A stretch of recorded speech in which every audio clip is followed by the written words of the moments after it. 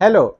सो आज एक बहुत इंटरेस्टिंग चीज बता रहा हूँ कि जो भी बिजनेसमैन रहते हैं वो सक्सेसफुल बिजनेसमैन का बेसिकली फंडामेंटल क्या रहता है, उनका जो मनी है वो कितने टाइम में ग्रोथ करता है।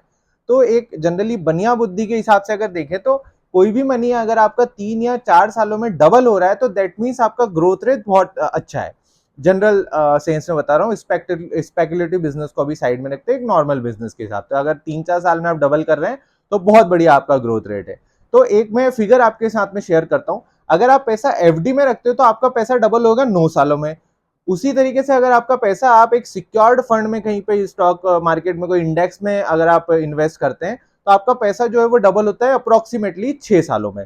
तो एक रूल रहता है 72 रूल। अगर आप 72 रूल के हिसाब से अगर आप देखें तो अगर आपका एफडी का इंटरेस्ट 8% के हिसाब से मिलता है तो आपको लगभग 9 साल लगेंगे। उसी तरीके से अगर आपका स्टॉक मार्केट में रिटर्न 12% के हिसाब से मिलता है तो आपको लगभग अप्रोक्सीमेटली 6 7 साल लगेंगे।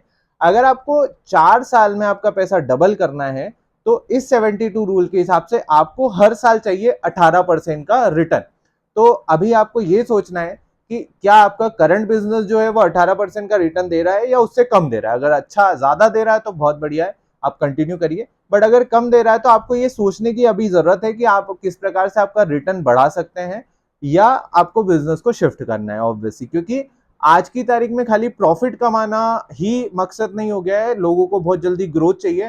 तो उस बहुत जल्दी ग्रोथ में और जेन्युइन ग्रोथ के अंदर एटलीस्ट 18% पर एनएम का रिटर्न होना बहुत जरूरी है, तभी आपका 3 4 सालों में जो कैपिटल है वो डबल हो पाएगा। तो प्लीज इस चीज का ध्यान रखिए। Thank you so much.